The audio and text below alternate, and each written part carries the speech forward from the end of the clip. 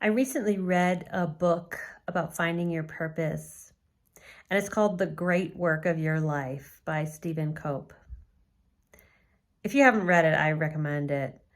And there was a quote in there that, you know how sometimes you hear a quote and it just sails right on by, and other times you hear a quote and it, boom, it hits you right there like a thunderbolt. This was a thunderbolt quote for me. It's from the Gnostic Gospel of Thomas, and it goes like this. If you bring forth what is within you, it will save you. If you do not bring forth what is within you, it will destroy you. And I thought about,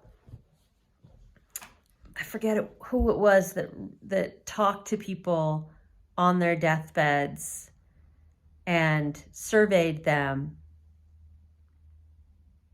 And they had the most common complaint at the end of their lives. All kinds of different people. But they said the same thing. That they had regret, that they had lived somebody else's life, not their own. And it reminds me when I hear this quote, if you bring forth what is within you, it will save you. If you do not bring forth what is within you, it will destroy you. And I think about that when I think of a skin condition like psoriasis, which I've had for a decade now. And doing work that I felt like was safe rather than doing work that I was passionate about. Suppressing anger, feeling like it was not allowed for me to say what I really thought or express myself. These things have an effect on our bodies, a negative effect on our bodies. And in traditional Chinese medicine, psoriasis would be called a heat condition. It's fire that is stuck in the body. And they have this expression called liver fire rising, which I love. It's just the imagery of the heat of the liver trying to detox the body and it just not being able to go downward and out. And so it rises up, and we think about redness in the skin and anger and flushed conditions. And with no proof in front of me, I really feel like there's some resonance here to the idea of if you don't bring forth what is within you, it will destroy you. And for me, that has had to do with the daunting task of being myself. You know, it's so much easier to find someone else and do what they're doing. Follow them. Use their template. And we can really gain a lot of steam by being in the shadows, being underappreciated, whatever the stories are that we tell ourselves. And for me, that was giving me fuel of some kind. I was getting a payoff for not bringing forth what was within me and feeling like my anger was justified. My anger at other people, at the situation, at myself. And as I've been working through my stuff and really asking what my unique gifts are to the world, I've been coming up against this quote, this idea of bringing forth what is within you, what is uniquely within me to bring forth into the world.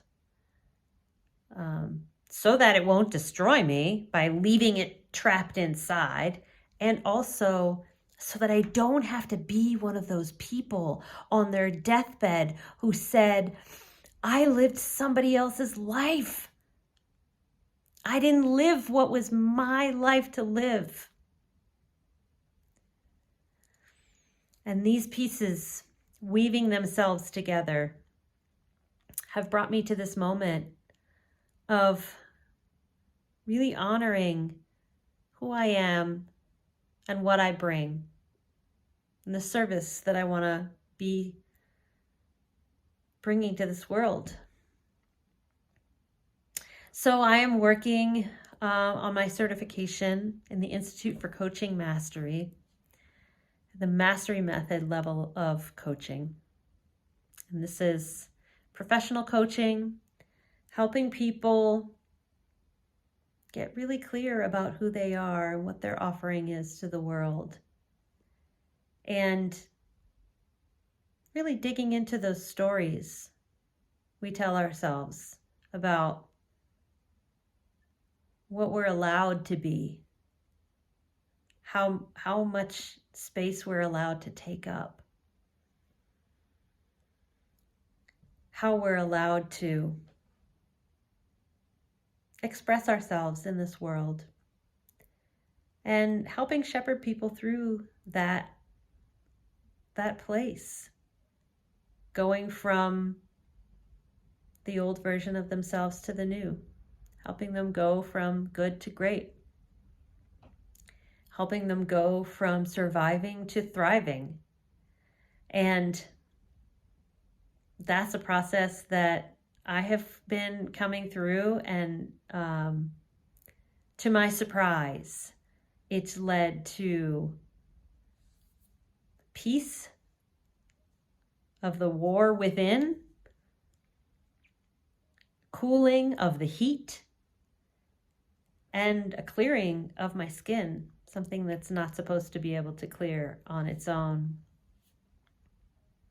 And it's fascinating to me. And I've been working with plants on my herbalism journey to help support my liver, specifically burdock and dandelion root. And all of these things are working together to help get me to a place where I'm not only actively helping others find their purpose as a coach, but also in a space of more kindness to myself, more clarity on my vision, and more health and wellness. So I just wanted to share that with you today. And I would love to hear from you in the comments. What do you think is the work that is yours to do? How are you bringing forth what is within you? And what do you fear if you don't bring forth what is within you, what is uniquely yours to bring to the world? Thank you. Bye for now.